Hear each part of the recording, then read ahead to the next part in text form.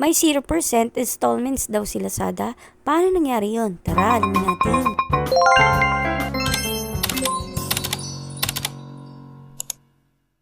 So, kung i-open nyo ang inyong Lazada account at pumunta kayo dito sa account, scroll nyo lang itong nasa bandang gitna is makikita nyo itong 0% installment. So, ano nga ba kapag sinabing 0% installment? Kapag sinabing 0% ang installment, ibig sabihin, kapag bumili kayo dito sa Lazada, ay hindi nila iyon tutubuan. Yung total nyo lang nababayaran ay yung total kung magkano talaga yung product. Pero tandaan nyo rin na available lamang siya sa selected items. So dito makikita nyo yung mga shops or mga brands na available lamang yung 0% installments. So ayan, medyo marami din naman siya. Tapos meron din kayo, scroll din kayo. Ayan, may mga gadgets, may mga electronics, yan, meron pa nga pang fashion, at kung ano-ano pa. So, paano siya ma-avail? So, dito, itatry muna natin pumili dito ng o-orderin natin, which is ito yung napili ko, itong dog cage, worth 1,750.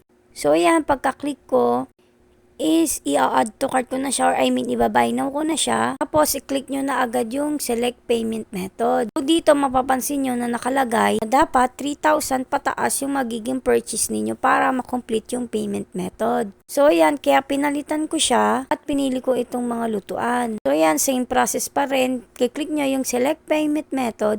Tapos makikita nyo dito yung installment. So kapag nakita nyo na yan is pwede nyo na siyang i-click. Pagka-click nyo is ganito yung lalabas. Tandaan nyo na ang installment na ito ay available lamang sa mga BDO credit cards holder at hindi siya pwede sa mga BDO ATM, debit cards, and non-BDO cards. Dapat siguraduhin nyo rin na meron kayong sufficient limit sa inyong BDO credit card. After nyo i-confirm ito, ay madadirect kayo sa BDO Buy Now Pay Later para i-enter ang inyong BDO card details. So itong installment na ito ay hindi mismo sa Lazada, kung hindi sa BDO Buy Now Pay Later. Pero sa Lazada shop siya ha, kamalito kasi kayo. Pero kasi yung nagpapautang is mismo sa BDO. So next naman is need nyo ilagay kung ilang buwan nyo siya babayaran. Pero dito kasi pag select ko is 3 months lang yung available. Baka mga nasa 3,000 mahigit yung monthly neto. So kapag okay na kayo is i-click nyo na lang itong confirm selection. Pagka-click nyo yan is ilalagay nyo na yung mga details ninyo sa inyong BDO account. Hindi ko na ipapakita sa inyo kasi wala naman akong BDO account at wala rin naman akong balak umutang sa kanila. Ito maganda naman to kung matagal na kayong user ng BDO. Siyempre, kagaya ng palagi ko sinasabi, kapag hindi nyo naman kailangan is wag na kayong umutang. At palagi nyo tandaan na loan at your own risk. Sana may natutunan kayo sa video na ito. Thank you for watching.